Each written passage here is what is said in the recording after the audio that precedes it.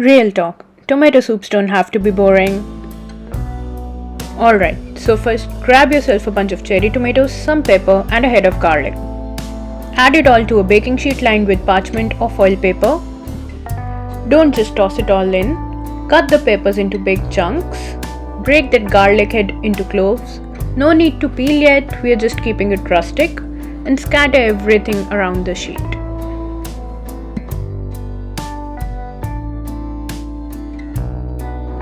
Now drizzle the whole tray with olive oil. Add some salt.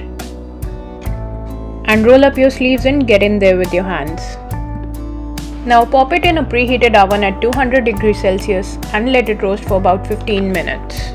Now while that's happening, let's talk croutons. Tear up some bread. Now when I was a kid, my mom used to fry bread and plop it into the tomato soup, and I just loved it. It was crunchy, oily, and perfect. But now that I'm a grown-up who pretends to care about health, we'll be baking it instead. Same crunch and less guilt. Toss it all in a little olive oil and pop in with the tomatoes.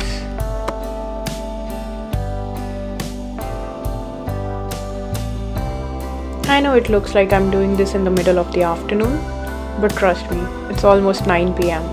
That's the UK summers for you. Once it's all done, pop the garlic out of its peel. It should just slide right out.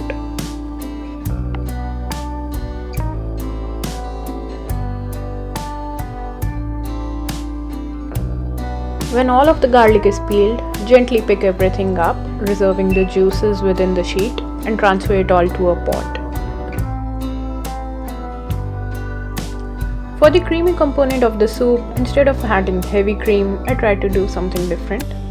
I'll be using this Brie, not all of it of course, about 100 grams, and just remove the rinds. I am adding some warm veggie stock. You can use anything, chicken or bone broth.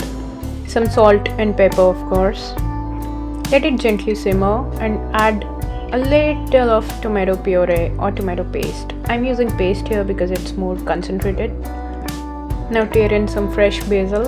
It will make you feel like an Italian grandma. Add the Brie now. I always remove the rind because it doesn't melt well in the soup, but the center portion is just lovely. Let it all bubble for a while before we put in an immersion blender and blend until everything is just smooth.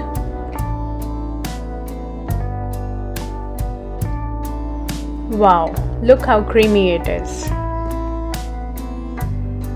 Now pour it all into a bowl and dunk in your croutons. They'll be the perfect crispy addition to your creamy soup.